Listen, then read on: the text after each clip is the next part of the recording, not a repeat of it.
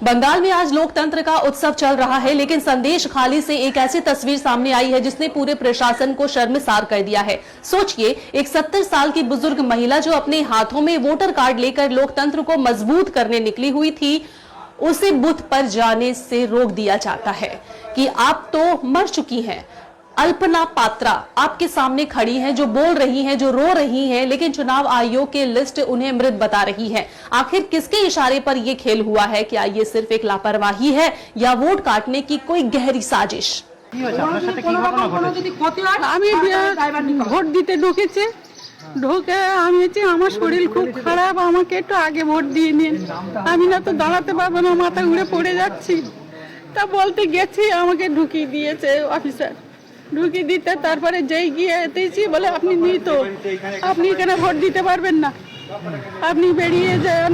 আমি কেন বেরিয়ে যাব? আমি মৃত না, আমার ছেলে মৃত, আমার স্বামী মৃত।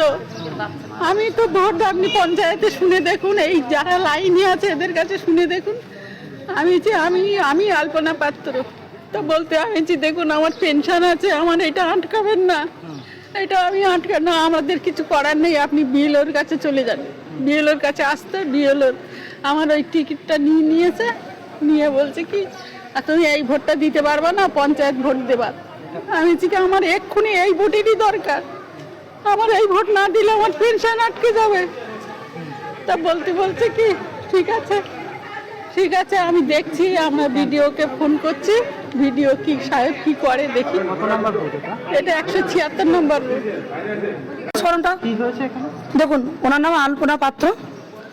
উনি আমার কাছে অভিযোগ যেটা করলেন যে মা আমি জীবিত, আমাকে মৃত বলে চালিয়ে দিয়েছেন। আমি যখন বিএলও সাহেবের কাছে গেলাম, আমাকে একটা ওখানে ফর্ম ধরিয়ে দিল, সেই ফর্মে আছে এপিক নাম্বারের ভুল।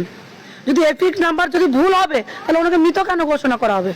মৃত বলে কেন ওনাকে ভোট কেন্দ্র থেকে বের করে দেওয়া হবে? ওনার রিসিপ্টটা কাছে কি করে? উনি যদি মৃত, তাহলে ওনার রিসিপ্টটা গেল কি করে? ওনারা বলছে কি চ্যালেঞ্জ ফরমের কি বিএলও, ওখান থেকে বিএলওর তরফ থেকে চ্যালেঞ্জ ফরমের কি একটা আবেদন করেছে, উনি আসছেন, ওনার মাধ্যমে যদি না বিএলও সাহেব আর বিডিও সাহেব দুজনকেই করে দেবে, এবং ইলেকশন কমিশনার